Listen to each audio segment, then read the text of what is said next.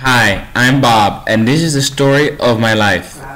I go by many names, such as Buffalo marinus, cane toad, but most commonly the marine toad.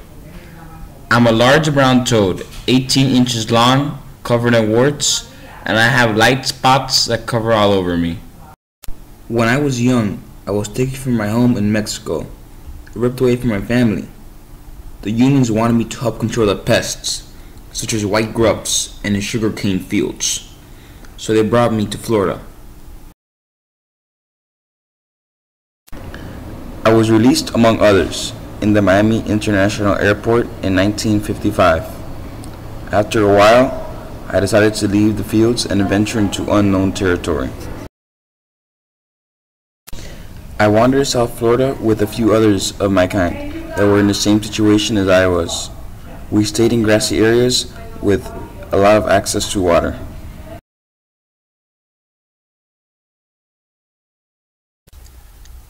When mating season came around, that first wet season, I, like the others, was looking for a mate.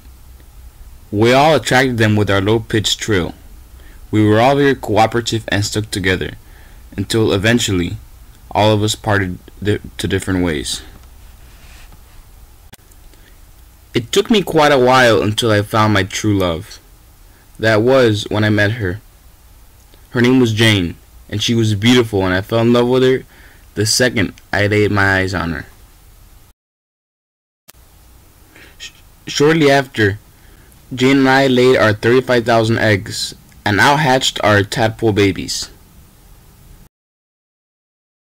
One night, a storm hit, and I was separated from my family.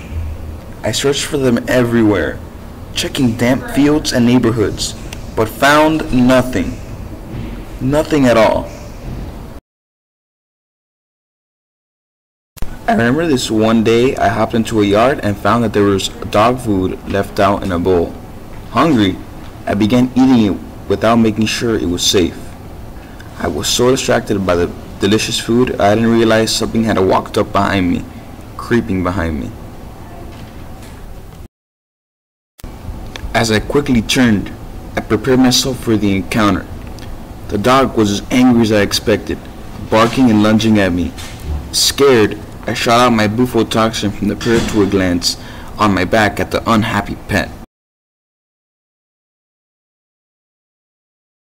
Soon, the dog will experience its effects: foaming saliva, heavy breathing, vomiting, dark red gums, and if his owners didn't get help, it could even possibly lead to worst case scenario, death.